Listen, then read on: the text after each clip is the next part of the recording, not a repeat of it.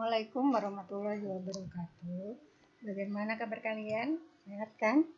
Semoga kita semua masih diberi kesehatan sehingga bisa belajar hari ini dengan Buya ya di matematika seperti minggu-minggu kemarin. Baik, kita lanjutkan materi kita sekarang. Kemarin kita sudah belajar tentang koordinat kartesius, sistem koordinat kartesius. Hari ini kita mau melanjutkannya. Yang sub pokok bahasan B, posisi titik terhadap titik acuan. Yang mau kita bahas, yang pertama posisi titik terhadap titik asal dan posisi titik terhadap titik acuan. Oke. Lanjut, posisi titik terhadap titik asal 0,0.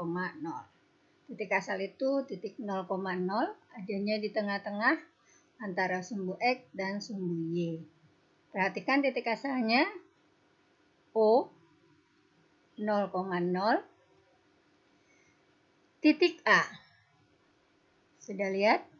Titik A itu koordinatnya min 2,5. Kalau kita lihat dari posisinya di titik asal, min 2,5 itu berada di 2 satuan ke kiri. Sekali lagi, Ibu bilang bahwa koordinat kartesius selalu dari sumbu X baru sumbu Y. Kita ke sumbu X dulu. Min 2,5, kalau dari titik 0,0 itu 2 satuan ke kiri. Dan 5 satuan ke atas. Paham? Sudah perhatikan? Oke. Kita lanjut ke titik E. Titik E kalau dari 0,0 itu berada 2 satuan ke arah kiri. Dan 1 satuan ke arah bawah. Paham? Oke, itu posisi titik terhadap titik asal. Untuk B, C, dan D kalian pelajari sendiri. Posisi garis terhadap garis sumbu. Posisi garis terhadap garis sumbu itu ada posisi garis sejajar, posisi garis tegak lurus, dan posisi garis berpotongan.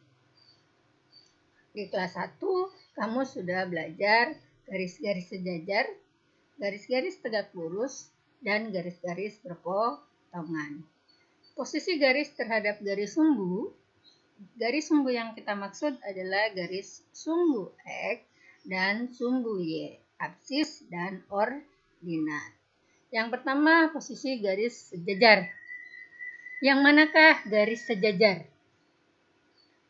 Garis sejajar dengan sumbu X adalah garis K, garis L adalah garis-garis yang sejajar dengan sumbu X. Garis sejajar itu, Bu Yaya pernah bilang bahwa 2 buah garis sejajar itu seperti rel kereta api. Kemana saja, dia tidak akan pernah bertemu. Dia akan begitu terus. Sehingga kalau ditanya pada koordinat kartesius seperti ini, manakah garis yang sejajar dengan sumbu X? Jawabannya garis K dan garis L. Sedangkan garis yang sejajar dengan sumbu Y adalah garis N dan garis M. Pertanyaannya, Bu, apakah garis K sejajar dengan garis L? Ya, garis K sejajar dengan garis L. Dan garis N sejajar dengan garis M. Oke, lanjut. Posisi garis yang tegak lurus. Gambar 2.9. Oke. 2 garis yang tegak lurus. Di manakah garis-garis yang tegak lurus dengan sumbu X? Jawabannya, garis yang tegak lurus dengan sumbu X adalah garis N dan garis M. Sedangkan garis-garis yang tegak lurus dengan garis Y adalah garis K dan garis L. Dua buah garis tegak lurus adalah yang satu vertikal, yang satu horizontal. Dua garis tersebut mempunyai satu titik pertemuan. Garis tegak lurus biasanya akan membentuk sudut siku 90 derajat. Yang satu tegak, yang satu lurus. Itu dua garis yang tegak lurus. Yang ketiga, posisi dua garis berpotongan. Perhatikan gambar 2.9. Pada gambar 2.9, garis berpotongan yaitu garis K dan garis L. Buya ulangi, garis K berpotongan dengan sumbu X, tapi juga berpotongan dengan sumbu Y. Apa bedanya garis tegak lurus dengan garis perpotongan? Kalau garis tegak lurus, dia membentuk sudut 90 derajat. Berpotongan di satu titik. Sementara untuk garis perpotongan, dia bertemu di satu titik, tapi tidak membentuk sudut 90 derajat. Jadi kalau ditanya, manakah garis yang berpotongan dengan sumbu X? Garis K berpotongan dengan sumbu X. Dan garis K juga berpotongan dengan sumbu Y. Garis K berpotongan dengan sumbu X di titik 4,0. Paham? Garis K berpotongan dengan sumbu Y di titik 0,3,5. Karena dia tidak sampai 4.